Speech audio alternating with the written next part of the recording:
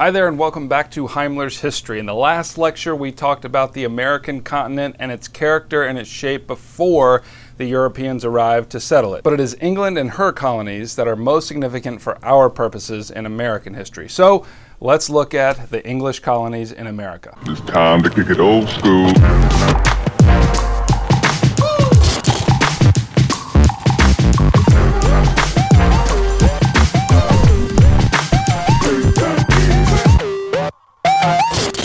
Now, in order to understand all that went into English colonization at the time, you also need to know what was going on in England at the time. And in order to know what's going on in England at the time, you need to know what was going on in Europe. Say hello to Martin Luther. In 1517, he nailed 95 complaints, called the 95 Theses, against the Roman Catholic Church to the Wittenberg church door. Long story short, those ideas spread far and wide over the German countryside and ignited what we know today as the Protestant Reformation, which separated Catholics from Protestants forever. And not too long after the Reformation took hold in continental Europe, it spread to England, and that's when you get Henry VIII, the King of England, who, because he wanted a divorce and the Pope would not grant him one, decided that he'd become Protestant and establish his own church, the Church of England, over which he was the head. And wouldn't you know it, the church granted him a divorce. Following him to the throne a little bit later was Elizabeth I, who was a very popular monarch and finally consolidated England as a staunchly Protestant nation. And now what you've got is a strong national state under a very popular monarch, a measure of religious unity, and a surging sense of nationalism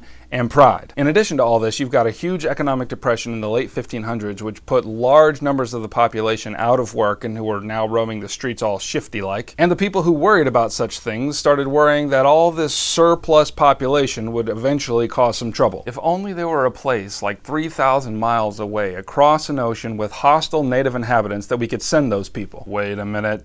There is. Sounds like a recipe for colonial exploration if I've ever heard one. Now, the way England explored the New World was different from the other countries. All the other countries went to their monarchs, and the monarchs footed the bill for the exploration. But the English came up with a new way to finance the journey, something called a joint stock company. It was assumed that planting colonies would be a lucrative venture, so lots of investors got together, pooled their money in one pot, and then they financed the journey across the sea and the establishment of colonies, expecting that when the colony did turn a profit, they would get their money back and then some. Now that seems commonplace to us because that's basically how every major public corporation works today, but for them it was new, it was novel, nobody had ever tried it before. Now there were several of these joint stock companies, and the one I want to tell you about is the Virginia Company. Now it may have already occurred to you that if a company is sending people, they don't really care about whether the people thrive and survive. They only care that the people can work and turn a profit and put some boom boom back in the pockets of the investors. And so on May 24th, 1607, a group of about 100 English settlers pushed onto shore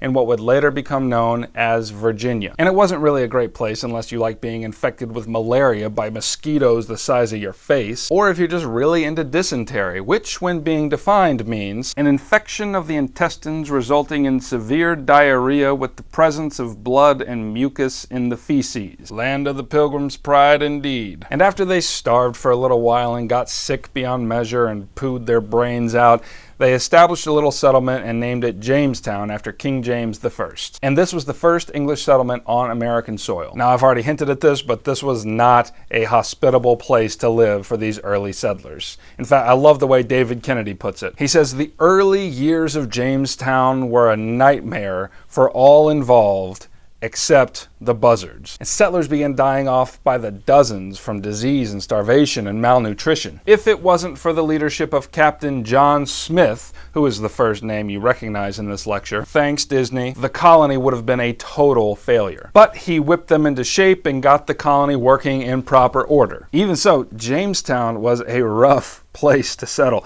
Starvation continued to be a problem, and the colonists died in droves.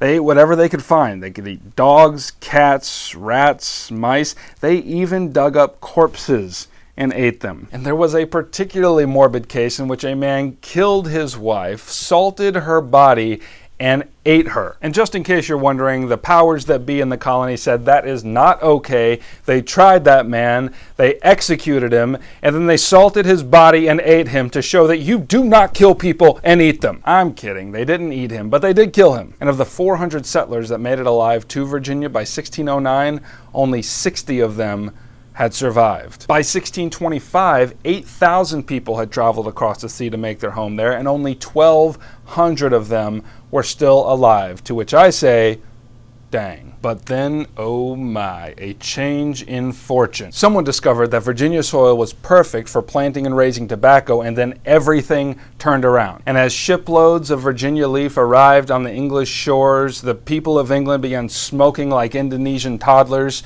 And that's how you get a prosperous economy. But the prosperity could also be ruinous. You see, the tobacco plant leached the soil of all of its nutrients, and then if you planted it year after year after year, eventually the soil would be sterilized. And that led to a search for more and greater tracts of land so that they could plant bigger crops, which meant more workers were needed, but where were those workers going to come from? I mean, you could dig people up to eat them, but you certainly couldn't dig people up and make them harvest tobacco. Well, it just so happened that in 1619, a Dutch warship appeared off the coast of Jamestown carrying within its hull a cargo that would solve all the Virginians' planting and harvesting problems. Listen as John Rolfe, the leading Virginian tobacconist of the time, describes it. About the latter end of August, a Dutch man of war of the burden of 160 tuns arrived at Point Comfort, and the commanders named Captain Jope and his pilot for the West Indies and one Mr. Marmaduke, an Englishman. He brought not anything but 20 and odd Negroes, which the governor and Cape merchant bought for victuals. Here was a cargo of 20 and odd men, captured in Africa, sold into slavery, survived the treacherous journey across the Atlantic, who were immune to malaria and could stand long hours of work in the southern heat. It was a bargain too good for the Virginians to pass up. And it was a bargain that in the coming decades and centuries would cascade into the most violent rupture our nation has ever known. But I'm getting ahead of myself, and so we'll end it there, and I will see you next time.